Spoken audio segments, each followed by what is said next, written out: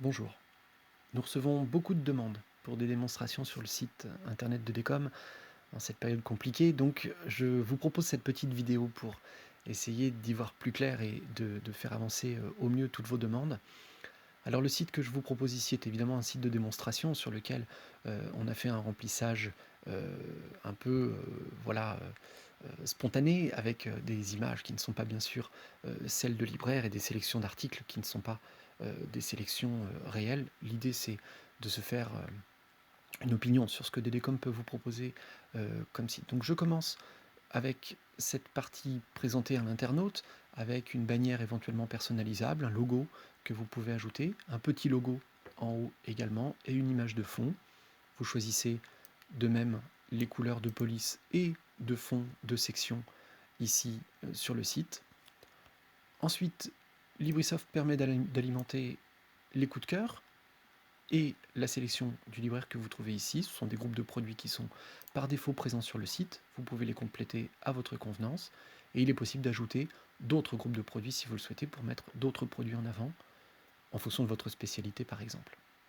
La partie centrale du site se termine par cette actualité et événements, ce bloc affichant les actualités et les événements du plus récent au plus ancien, sur lesquels vous pouvez notamment prévenir les internautes de dédicaces ou autre chose. En bas du site, conditions générales de vente, frais de port, qui sommes-nous, etc. Les éléments obligatoires, vous les connaissez déjà. L'affichage, si vous le souhaitez, de cette carte Google. Et bien sûr à droite, coordonnées classiques de la librairie, horaire d'ouverture et éventuellement présence de cette newsletter sur laquelle le client internaute peut s'enregistrer. Le logo Facebook ici est un lien vers le réseau social et votre page, bien évidemment, sur Facebook. Vous pouvez ajouter un lien vers Instagram et Twitter, en plus de Facebook.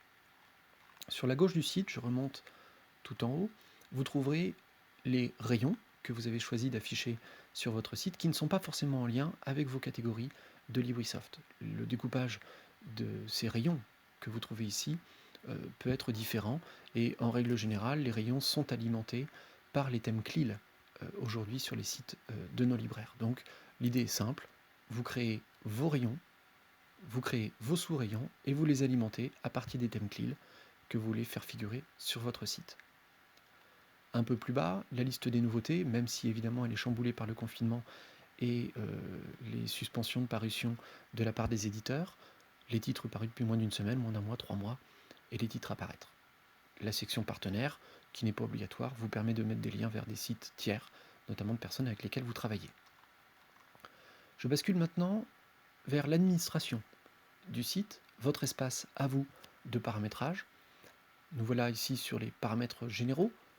On va pouvoir choisir notamment le texte parcouru par les moteurs de recherche pour votre référencement. Voulez-vous utiliser ou pas la newsletter? Sur quel axe synchronisons-nous les articles sur le site? Est-ce qu'on travaille avec les catégories de LibriSoft ou avec les thèmes CLIL, comme je le disais à l'instant? Un peu plus bas, on choisira ici les mots-clés qui vont servir là encore à votre référencement.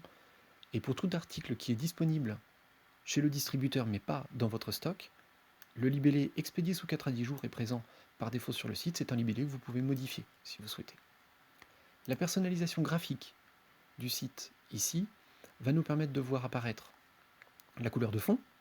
Si vous n'avez pas choisi de mettre une image, c'est cette couleur qui apparaît au fond du site. Je reviens sur le site ici, c'est ce que je retrouve ici à gauche et à droite. Le choix ou non d'afficher une bannière, si oui, vous pouvez la sélectionner ici. Un logo dans la bannière, un logo tout en haut du site à gauche.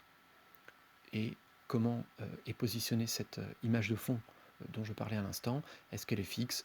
Est-ce qu'elle est répétée verticalement ou autre? À vous de choisir. Vous remplissez également pour le site, comme on le voyait sur l'index, les coordonnées de la librairie, donc là des choses tout à fait simples. On y ajoute bien évidemment le numéro de SIRET. Et pour la section Qui sommes-nous, vous allez avoir à remplir ce présentation de la librairie avec éventuellement une image ici qui vous définit.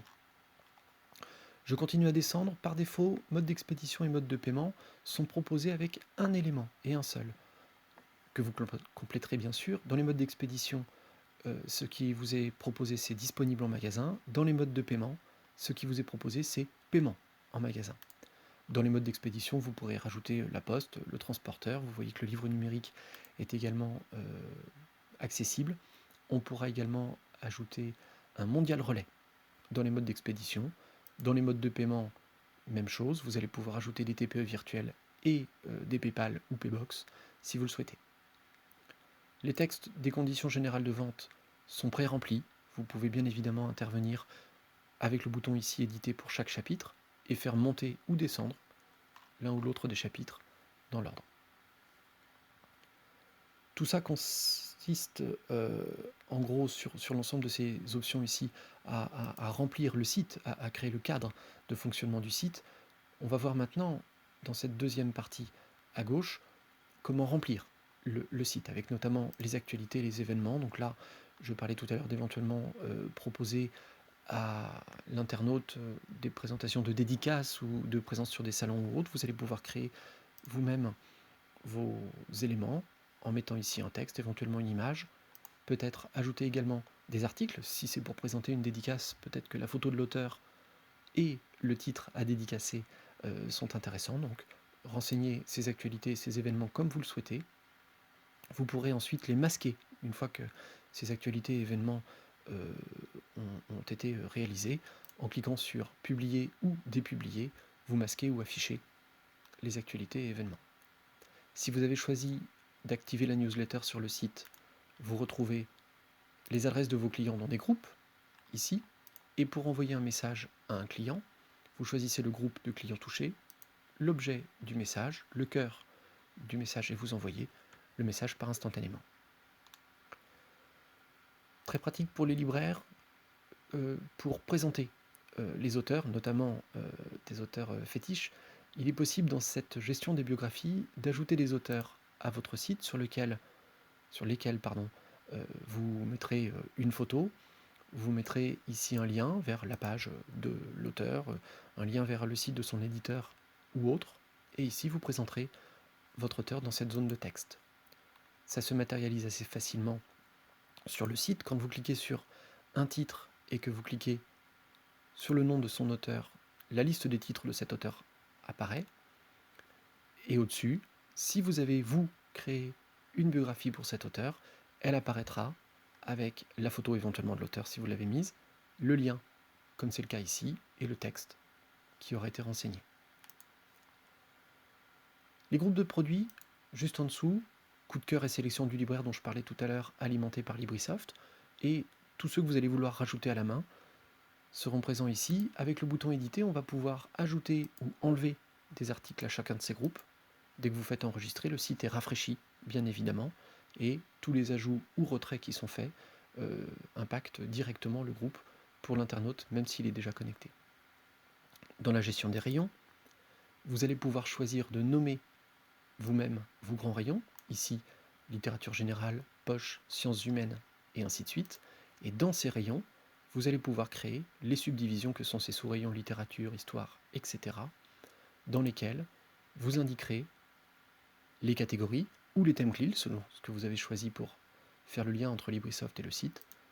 Et tout simplement, en déroulant la liste qui est là, vous allez ajouter vos catégories ou vos thèmes CLIL au sous-rayon sur lequel vous vous trouvez. Je viens ici sur le site pour revenir sur cette présentation existante. Voilà ici les rayons, littérature générale, poche et autres, et en cliquant sur le plus, je déroule les sous-rayons. La gestion des partenaires qui est là, assez simple, vous permet d'ajouter tous les tiers pour lesquels vous souhaitez proposer des adresses vers lesquelles les internautes pourront surfer. Évidemment, cette section n'est pas obligatoire. La gestion des commandes et l'historique de toutes vos commandes clients, ça peut être intéressant si vous avez besoin de retrouver un détail face à un client qui, litige ou autre, vous écrirez pour des informations sur sa commande. Volontairement, j'élude cette partie sur le traitement des collectivités. Nous avons fait une vidéo spécifique pour cela, et avec le confinement, ce n'est pas forcément le sujet qui sera le plus d'actualité, mais nous sommes disponibles aussi pour vous répondre, bien évidemment, si vous avez des questions sur cette section-là. J'espère avoir pu vous éclairer un petit peu. Nous restons bien sûr disponibles pour vous si vous avez besoin d'informations supplémentaires. Merci, à bientôt.